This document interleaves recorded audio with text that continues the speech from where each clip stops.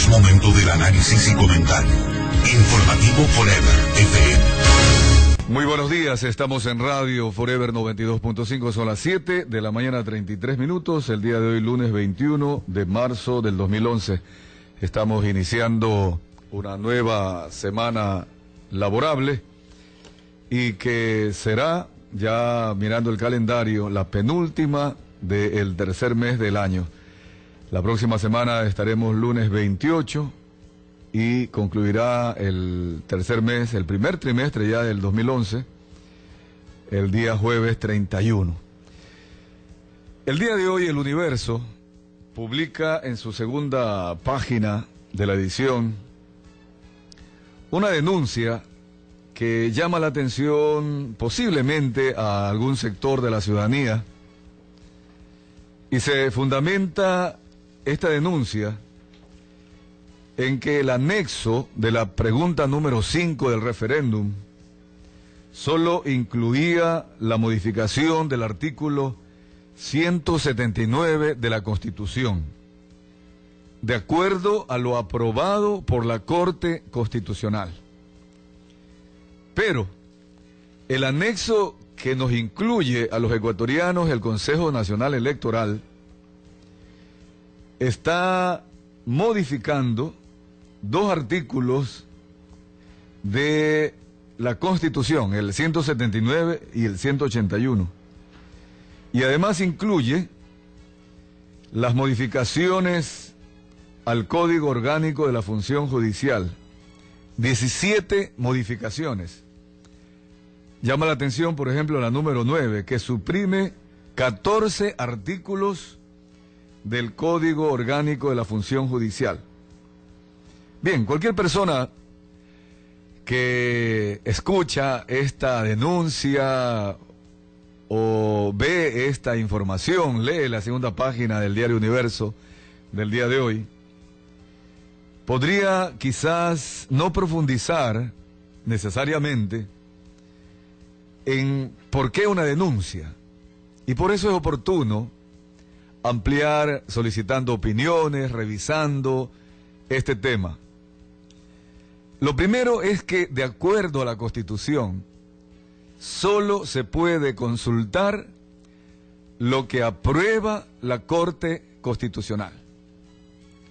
Por eso el presidente está obligado, y estaba obligado, de enviar las preguntas a la Corte Constitucional. Recordemos, y la Corte originalmente debió aprobar las preguntas que consideraba constitucional. Pero ya este tema lo hemos superado.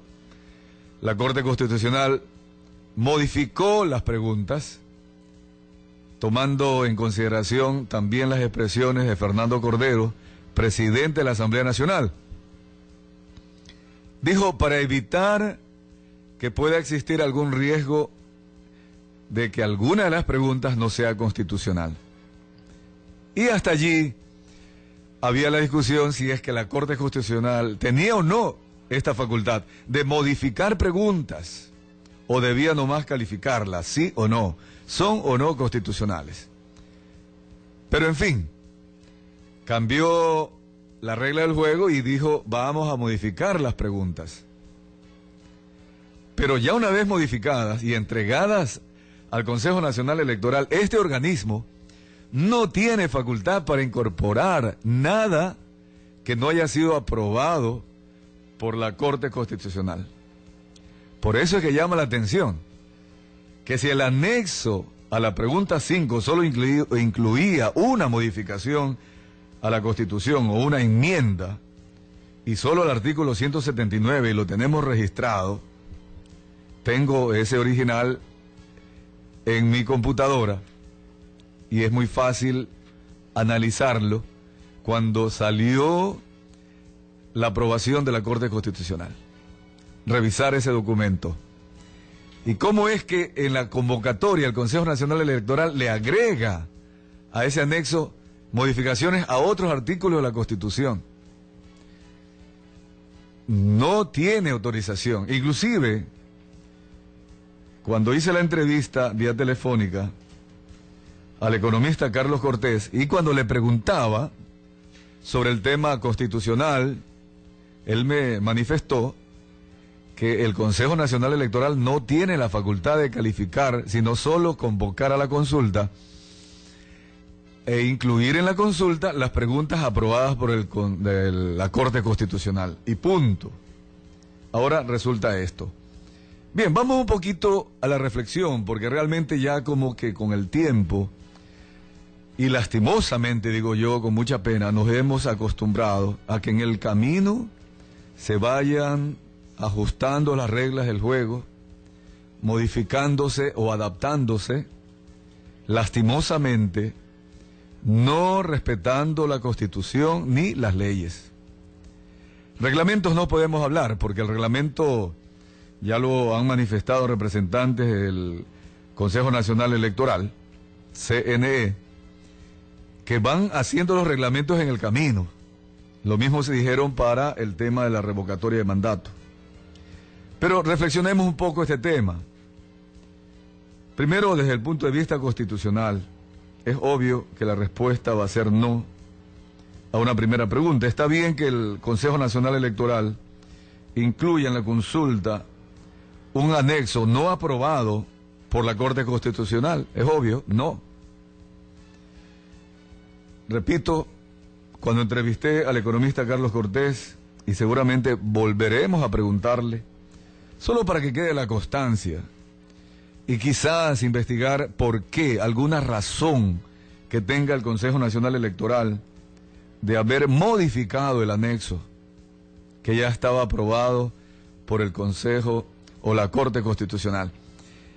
Y esto para dar la oportunidad dentro de la democracia a conocer alguna explicación, porque de lo contrario seguiremos un poquito en esta mala costumbre de modificar reglas del juego en el camino, en contra de todo lo que es el Estado de Derecho. Explicaciones pueden haber muchas. Posiblemente se pueda decir, vamos a especular, que la Corte Constitucional sí aprobó un anexo más amplio, con 17 modificaciones al Código Orgánico de la Función Judicial, y que de pronto se olvidaron de incluir en lo aprobado, en el documento que certificaba la aprobación de las preguntas del referéndum y la consulta, enviado ese documento al CNE. Podría argumentarse, pero ya el documento llegó, ya el documento se oficializó, se certificó seguramente su recepción por parte del CNE. Si yo planteo esto, no es de extrañarse que una persona diga, pero caramba, no seamos tan exigentes. Pero eso es lo que en normativa jurídica se acostumbra. Si usted va a un juzgado, por ejemplo, y presenta un documento, una carta, sellada, receptada por el juez, por el fiscal, luego usted no puede decir, señor, discúlpeme, devuélvame lo que... Podría mandar un adicional, eso sí. Pero si ya luego se convoca, en este caso específico, a la consulta popular, se lo debió haber hecho con el documento de la Corte Constitucional.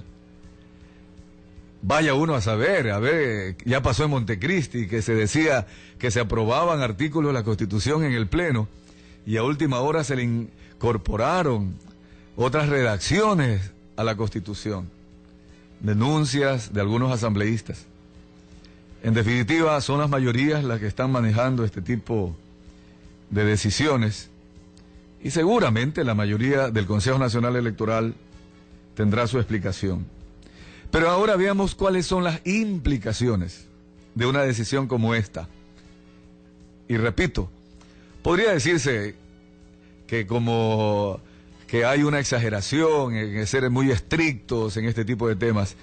Es que el Ecuador no puede seguir tomando decisiones o conviviendo en la política en base a la improvisación, en base al acomodo, ¿verdad? Al ajuste, a la conveniencia de grupos, porque esto era lo que hacía supuestamente también ya en algo tan específico los partidos políticos tradicionales, que entre gallos y medianoches, a espaldas del pueblo, etcétera, tomaban sus decisiones.